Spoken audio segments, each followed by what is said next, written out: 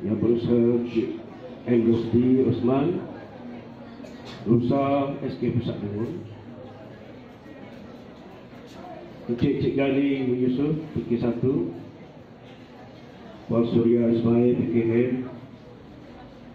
Cik Suhardi Mahyudin PK Kos Tunja, rakan-rakan guru dan anak-anak didik yang dikasihi. Assalamualaikum warahmatullahi wabarakatuh. Kali bekir, cikgu sempat buat kelas tambahan hari hujung minggu ni. Dan insyaAllah akan diteruskan oleh cikgu-cikgu yang lain, dan diharapkan pengganti cikgu nanti akan lebih berkomitmen, lebih bekerja kuat daripada cikgu, agar sekolah SK Pusat Dengun ini akan disegani, akan digeruni dan akan diimpi-impikan oleh setiap ibu bapa untuk menghantar anak-anak mereka ke SK Pusat. Jadi cikgu harap disiplin belajar paling utama. Walau kita berada di mana. Boleh tak ni? Jangan kata boleh saja.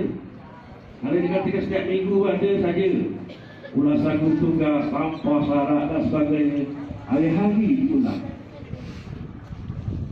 Kalau kita kata kita boleh jaga tahap disiplin kita, tidak ada lagi rumusan ataupun laporan mengatakan ini seperti. Kepada kelas yang selalu bertanggung kerja-kerja sekolah, cikgu fokus pada tahun ini lah, pada kelas cikgu belajar. Satu hari nanti akan menjadi sekolah yang sangat-sangat dihormati. Okey, cikgu harap itulah. Jadi cikgu sedai dan cikgu minta maaf kepada semua pelajar-pelajar, kepada yang cikgu denda tu, kepada yang cikgu marah tu.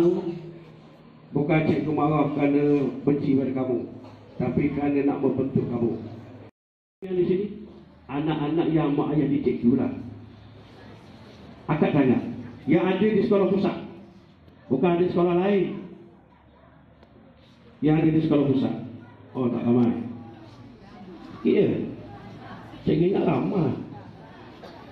Okey, jadi tak ada. Betul.